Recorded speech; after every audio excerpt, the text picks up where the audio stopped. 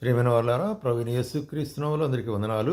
మరి ఈ దినం కూడా మన యొక్క బైబిల్ వాక్య భాగం మన ధ్యానం కొరకై రోమేలకు రాసిన పత్రిక 4వ అధ్యాయము 21వ వచనం చదువుతానండి.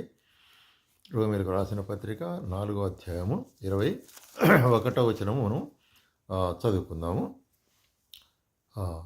దేవుని మహిమపరిచి ఆయన వాగ్దానం చేసిన దాన్ని నెరవేర్చుటకు సమర్థుడని రూఢిగా విశ్వసించి విశ్వాసం వలన బలము పొందెను. ఆయన వాగ్దానం చేసినవాడు నమ్మకమైన వాడు అని రూఢిగా నమ్మి, కాబట్టి దేవుని వాగ్దానమును నమ్మిన ఒక మనుషుడు ఏం చేయాలా అనేటువంటి కార్యాన్ని ఇక్కడ పరిశుద్ధాత్మను బయలుపరుస్తున్నాడు. అపోస్తలుడైన పౌలు ద్వారా ఇక్కడ రాసేటువంటి కార్యం. ఇక్కడ ఉదాహరణంగా ఏం చేస్తున్నాడు అంటే అబ్రహామును చూస్తున్నాడు. అబ్రహాము దేవుని వాగ్దానం గురించి సందేహింపక అది. కాబట్టి ప్రేమైన వాళ్ళారా, మనం కూడా అనేక సార్లు దేవుని వాగ్దానం మనకు ఇవ్వబడుతున్నది, దేవుడు నాకు వాగ్దానం ఇచ్చినాడు, దాన్ని నెరవేరుస్తాడు అని మన సంతోషంగా చెప్పుకుంటాం, మంచిదే. అయితే ఆ వాగ్దానం నెరవేర్చాలంటే ఏం జరిగించాలా అనే కార్యం ఇక్కడ చూస్తున్నాం. అది దేవుని మహిమపరిచి వాగ్దానం చేసిన వాడు దాన్ని నెరవేర్చుటకు సమర్థుడిని రూఢిగా నమ్ముచుంటున్నాను. కాబట్టి మనము సంపూర్ణ విశ్వాసము అవసరము. అందుకొరకే ఇక్కడ అబ్రహాముకు దేవుడిచ్చిన వాగ్దానాన్ని ఏంటి, నీ సంతానమును ఆకాశ నక్షత్రములనే విస్తరింపజేస్తాను అని చెప్పాడా? చెప్పిన తర్వాత ఎన్ని సంవత్సరాలు ఆగినాడు? దగ్గర 25 సంవత్సరాలు ఆగినాడు ఆయన. 75 సంవత్సరం వయసు ఉండేటప్పుడు వాగ్దానం చేసినాడు.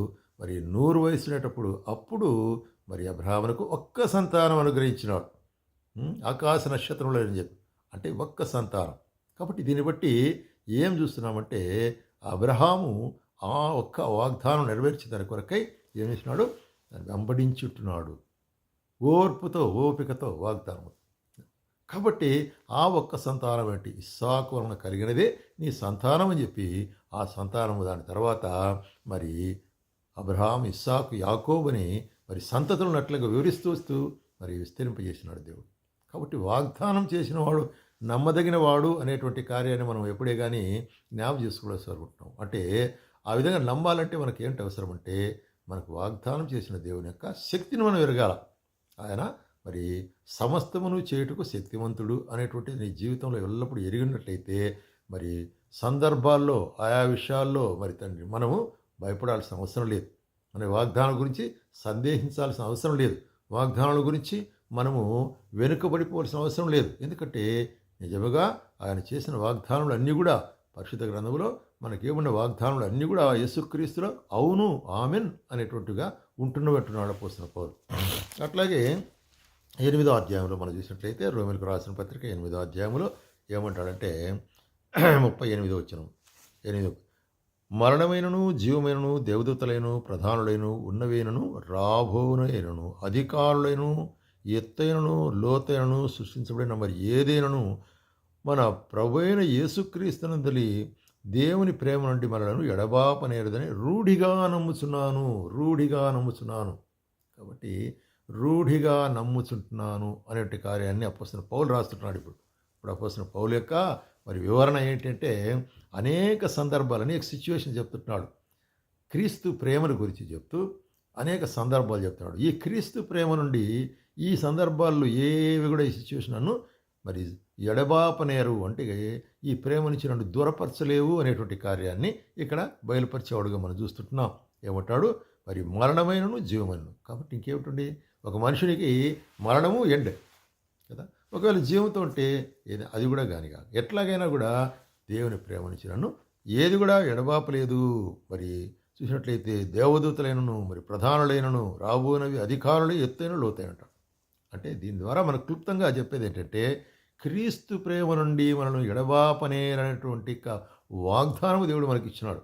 ఎందుకంటే మనం ఏమైంటున్నాము, ఆయన యందు మనము మనం దత్తపుత్రులుగా మనం మార్చిపడి ఉంటున్నాం. అందుకొరకే ఆయన మనం ఏమంటామంటే అబ్బా తండ్రి అని మొరపెట్టుచున్నామంటాడు. కాబట్టి దేవుని ఆత్మ మనకిచ్చి ఆయన తన బిడ్డలుగా చేసుకుంటున్నాడు. కాబట్టి ఆయన ప్రేమ విశేషమైంది. ఆయన మనకు త్యాగము చెల్లించిన త్యాగము సిలువలో గొప్పది. ఆయన మనం ప్రేమించిన ప్రేమ గొప్పది. ఆయన మన కలిగి ఉన్నటువంటి నిర్ణయం గొప్పది కదా. కాబట్టి ఏంటి ఆ నిర్ణయము? ఎవరిని ముందుగా నిర్ణయించునో వారిని పిలిచును, ఎవరిని పిలిచినో వారిని నీతిమంతులుగా తీర్చును, ఎవరు నీతిమంతులుగా తీర్చిన వారిని మహిమపరచను. అది ఆయన యొక్క ఉద్దేశం. కాబట్టి ఈ ఉద్దేశమును దేవుడు మన పట్ల కలిగి ఉండేటప్పుడు మనం సందేహించాల్సిన అవసరం లేదు అనేటువంటి కార్యాన్ని ఇక్కడ మరి అపోస్తలుడైన పౌలు పరిశుద్ధాత్మ ద్వారా మనకు బయలుపరుస్తున్నాడు. కాబట్టి ప్రియమైన వారలారా, మరి ప్రభువైన క్రీస్తు యొక్క ప్రేమను మనం రుచి చూసినట్లయితే మన జీవితాల్లో అనేక సందర్భాలు ఏర్పడవచ్చు. ఇక్కడ చెప్పినటువంటి సందర్భాలు ఏ సందర్భం ఏర్పడినప్పటికీ కూడా క్రీస్తు ప్రేమ నుంచి ఎవరే కానీ నన్ను మరి సపరేట్ చేయలేరు, వేరుపరచలేరు అనేటువంటిది రూఢిగా నమ్ముతున్నారు. కాబట్టి అబ్రహాము వాగ్దానం గురించి రూఢిగా నమ్మినాడు, దాన్ని పొందినాడు. అట్లాగే క్రీస్తు ప్రేమను గురించి ఇక్కడ అపోస్తలుడైన పౌలు చెప్తున్న రూఢిగా నమ్ముచున్నట్టున్నాడు. మరి అది మనకు మరి సంభవించేదిగా ఉంటున్నది. ఆయన యొక్క ప్రేమ నిత్యము మనతో కూడా ఉండేదిగా ఉంటున్నది అని చూస్తున్నాం. దాని తర్వాత మనం గమనిస్తున్నాము, మరి అపోస్తలుడైన పౌలు తిమోతికి రాస్తూ రెండవ తిమోతి అపోస్తలుడైన పౌలు రాస్తూ రెండవ తిమోతి మొదటి అధ్యాయము 12వ వచనం చూసినట్లయితే, 2 తిమోతి 12వ వచనంలో, ఆ హేతువు చేత ఈ శ్రమలను అనుభవించున్నారు కానీ నేను నమ్మిన వాని ఎరుగుదును కనుక సిగ్గుపడను. నేను ఆయనకు అప్పగించిన దాన్ని రాబోచున్న ఆ దినం వరకు ఆయన కాపాడగలను రూఢిగా నమ్ముచున్నాను. కాబట్టి ఇక్కడ ఒక నిరీక్షణ గురించి చెప్తున్నాడు అపోస్తలుడైన పౌలు తిమోతికి రాస్తూ. ఒక నిరీక్షణ ఏంటంటే, నేను ఏదైతే అప్పగించుంటున్నానో దాన్ని ఆయన తప్పకుండా నెరవేరుస్తాడు అనేటువంటి ఆయన దినం వరకే నేను కాచుకొని ఉంటున్నాడు. అంటే hope about his returning again, second coming. కాబట్టి ఏమంటున్నాడంటే, ఎందుకు ఇటువంటి నిరీక్షణ కలిగి ఉంటున్నాడంటే 10వ వచనం చూస్తున్నాము, మనల్ని రక్షించి పరిశుద్ధమైన పిలుపుతో ఆయన మనల్ని పిలిచెను. కాబట్టి మనల్ని పిలిచిన పిలుపును మనం నిశ్చయిత కలిగిన వారు ఉండాలి. ఆయన మనల్ని పిలిచి ఉంటున్నాడు. కాబట్టి ఆయన మనల్ని పిలిచినవాడు నమ్మకమైన వాడు అనేటువంటి కార్యాన్ని నేను ఎరిగి ఉన్నట్లయితే, రూఢిగా నమ్మి ఉన్నట్లయితే, మరి ఏ కార్యమైనప్పటికీ కూడా ఆయన మన కొరకై సిద్ధపరిచినవి తగిన దినములు నెరవేరుస్తారు అనేటువంటి మరి రూఢిగా నమ్మేటువంటి జీవితం అవసరం. కాబట్టి దేవుని వాగ్దానాలు నమ్ముట అంటే ఏదో మరి వాగ్దానం తీసుకుని ఒక 2 సార్లు 3 సార్లు లేక 1 నెల 2 నెలలు ప్రార్థన చేసేది కాదు. ఒకవేళ ఆ వాగ్దానం మరి డిలే అయినప్పటికీ కూడా ఎట్లాగా అబ్రహాము 25 సంవత్సరాలు కాసుకుంటున్నాడో, మరి ఒకవేళ సంవత్సరం కావచ్చు, 25 సంవత్సరాలు కావచ్చు, లేక 1 దినం కావచ్చు, 10 దినములు కావచ్చు, దాని కొరకై మనం వాగ్దానం ఇచ్చిన వాడు నెరవేర్చగలే రూఢిగా నమ్ముట అనేటువంటిది, దాన్ని వెంబడించుట, పర్స్వేడింగ్ ద ప్రామిస్. సో రూఢిగా నమ్ముచున్నాను, అందుకొరకు క్రీస్తు యేసునందలి విశ్వాస ప్రేమలు కలిగిన వాడనై నీవు నా వలన విన్న హితవాక్య ప్రమాణం గైకును. కాబట్టి నేను నమ్ముచున్నాను. కాబట్టి తిమోతి నీకు అడ్వైజ్ చేసేది ఏంటంటే, క్రీస్తు యేసునందు ఉంచవలసిన విశ్వాసము ప్రేమలు కలిగిన వాడవై నా వలన విన్న హితవాక్య ప్రమాణము గైకును. కాబట్టి నేను ఏదైతే నీకు బోధించినానో హితవాక్యం, ఏ హెల్తీ వర్డ్, దాన్ని ఏం చేయాలి నువ్వు? మరి ప్రమాణము గైకును. నీకు అప్పగించబడిన మంచి పదార్థమును మనలో నివసించు పరిశుద్ధాత్మలను కాపాడును. మంచి పదార్థం అంటే ఏంటిది?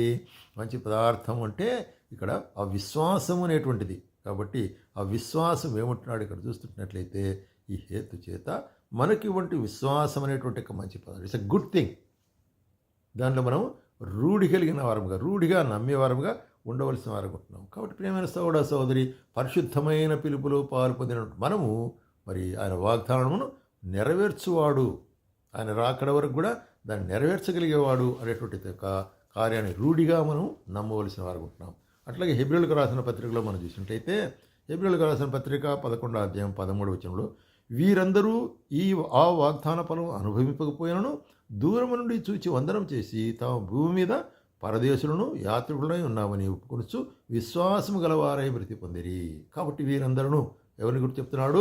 పాత మందులోని విశ్వాస భక్తులను గురించి చెప్తుంటున్నాడు. అబ్రహాం సంతానం గురించి చెప్తుంటున్నాడు. అబ్రహాం, ఇస్సాకు, యాకోబు వీరందరూ కూడాను ఏం చేస్తున్నారట?